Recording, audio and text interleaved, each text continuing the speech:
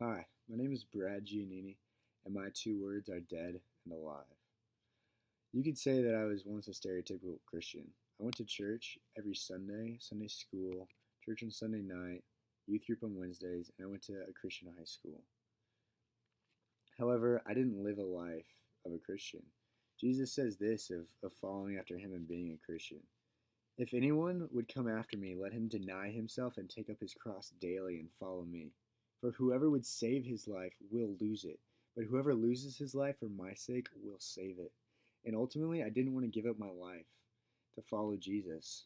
I enjoyed the things that I did. I enjoyed the pleasures of this world and pursuing these things. I loved being good at soccer and the fame that brought me. I loved dating the prettiest girls in school and the recognition that brought me. I enjoyed the pleasures of this world, whether that was through lust or smoking or you name it. I struggled with it and I did it. And I didn't want to give it up. In Romans chapter 6, verse 23, it says this, "For the wages of sin is death." And I loved my sin. I loved it. However, it was leading me towards death. And it says in verse 24 in Luke chapter 9 that this, "For whoever would save his life will lose it." And ultimately, that's what my life was. As I clinged on to this life that I thought was satisfying, it ultimately left me towards death.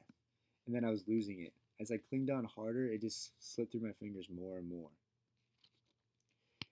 And so there was a song by Casting Crowns that really started to awaken me, to bring me back towards life.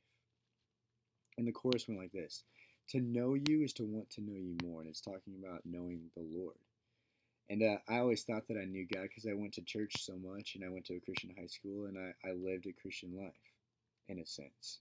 Or I so tried to justify myself in doing. However, ultimately, I hated going to church. I hated reading my Bible. I thought Christians were stupid. I really enjoyed what this world had to offer. However, I couldn't justify my lifestyle. And so I still clinged on to the title of being a Christian. However, God was slowly breaking down the walls of my life as I recognized more and more that to know God is really to want to know Him more, and I didn't want to know Him more. And so one morning I woke up with the sin of my life weighing on my shoulders, and I was super depressed. And honestly, it felt like I was dead. Like I felt like I was in a dream, that this world wasn't real, that this life was worthless. There was no purpose or meaning.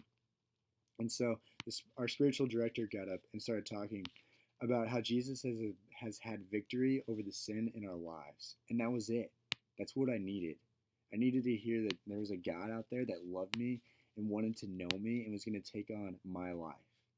And so in verse 24, it says, "Whoever loses his life for my sake will save it."